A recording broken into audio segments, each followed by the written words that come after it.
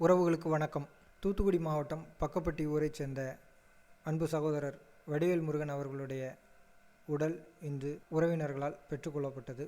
இந்த விஷயத்தில் நாம் உண்மையிலேயே ஒரு தேவரணத்தில் பிறந்த ஒருத்தனாக சொல்கிறேன், நம்ம தோற்று போயிட்டோம். அதுதான் உண்மை.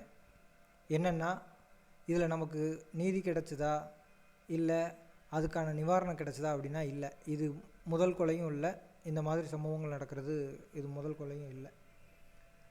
எதனாலனா, இதே மாதிரி எனக்கு தெரிஞ்சு கடைசியாக நடந்த 3 கொலைகளில் நேரடியாக கடைசி வரைக்கும் களத்தில் இருந்திருக்கிறேன். மேலச்சவலாக இருக்கட்டும், முன்னீர் பள்ளமாக இருக்கட்டும், இப்போது பக்கப்பட்டி கொலையாக இருக்கட்டும். இந்த 3 கொலைகள்லையுமே பார்த்திங்கன்னா, குற்றவாளிகளை காவல்துறை கைது பண்ணிடும் தெரியும். அதுக்கான மூல காரணம் யார், தூண்டி விட்டவங்க யார், அவங்க மேலே வழக்கு பதிவு செய்யப்படலை, அவங்கள வழக்குலையும் சேர்க்கலை. காவல்துறை என்ன தான் சொன்னாலும் நமக்கு சாதகமாக நடக்க போகிறது இல்லை. ஆனால் பதிலுக்கு நம்ம என்ன செய்ய போகிறோம் அப்படின்னா, அந்த குடும்பத்துக்கு கூடுமான வர நிவாரணத்தை வாங்கி கொடுக்கறது தான் நம்மளோட கடமை, நம்மளோட வேலை. அதை நியாயப்படி செஞ்சுருக்கோமா அப்படின்னா இந்த தேவரனை செய்யலை அப்படின்னு தான் நம்ம சொல்லணும். ஏன்னா இதை சலுகைன்னு நம்ம எடுத்துக்கிட முடியாது. ஒரு இடத்துல ஒரு உயிர் போகுது, கொலை நடக்குது அப்படின்னா அதுக்கான அந்த நிதி உதவியை சட்டப்படி கவர்மெண்ட் கொடுக்கறதில்ல. ஏதோ திமுக அரசோ அதிமுக அரசோ பிஜேபி அரசோ கொடுக்கறதில்ல.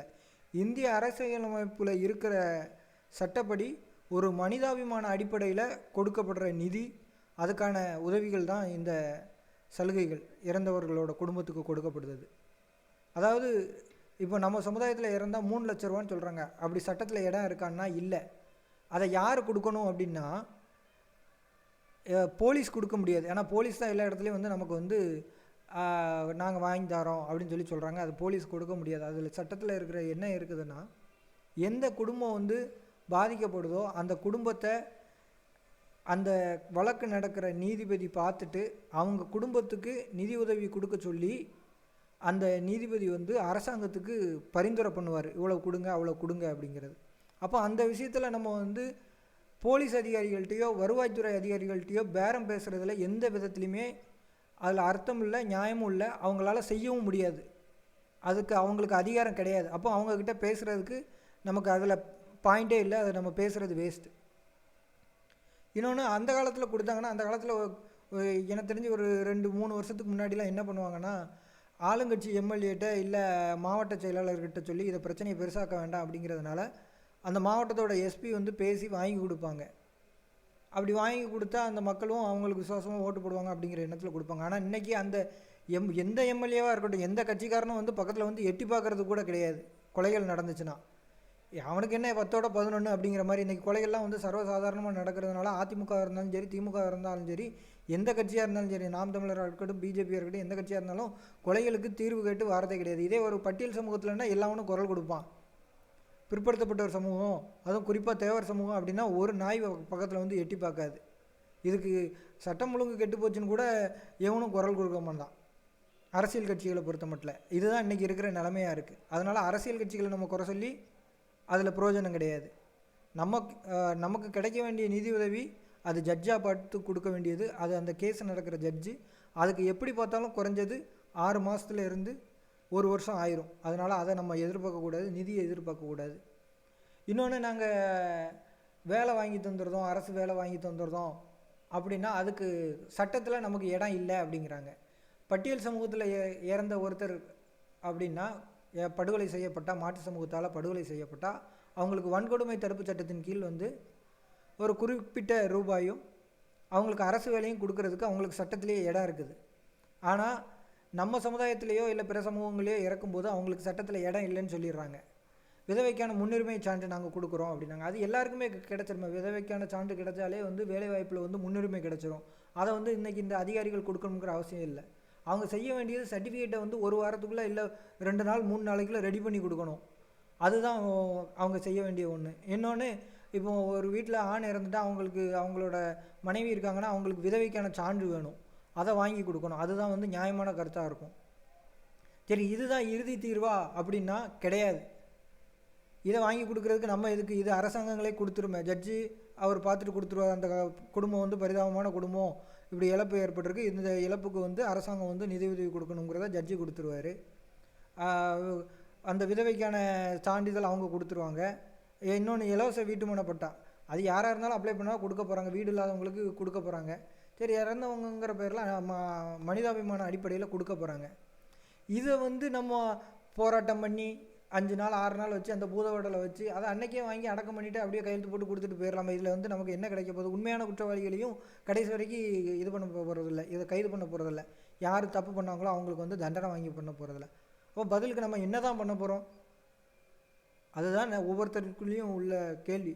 ஏன்னா நம்ம ஒரு கொலை நடக்கும்போது அந்த கொலைக்கான அந்த நேரத்தில் மட்டும் போய் ஒரு தற்காலிக தீர்வு, இந்த கொலைக்கு மட்டும் நீங்கள் இதை பண்ணி கொடுங்க அப்படின்னு மட்டும் கேட்டுக்கிட்டு இருக்கிறோம்.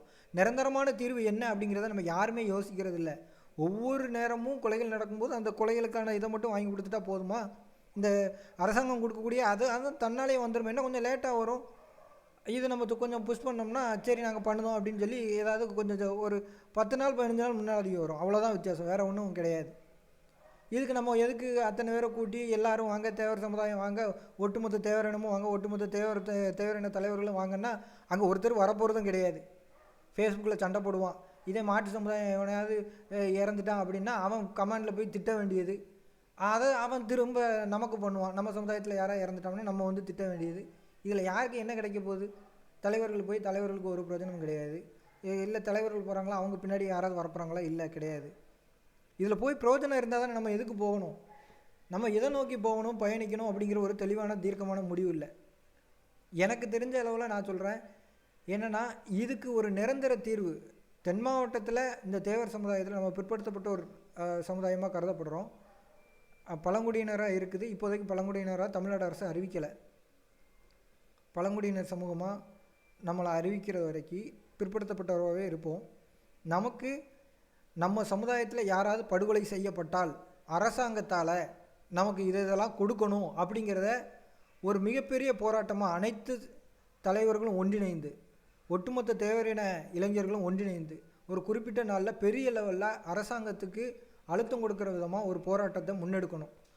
அனைத்து கட்சிகளும் அனைத்து இயக்கங்களும் தேவர் சமுதாய இயக்கங்களும் தங்களோட ஒவ்வொரு மாநாடுகள்லேயும் ஒவ்வொரு கூட்டங்கள்லேயும் அரசாங்கத்துக்கு இந்த கோரிக்கையை வைக்கணும்.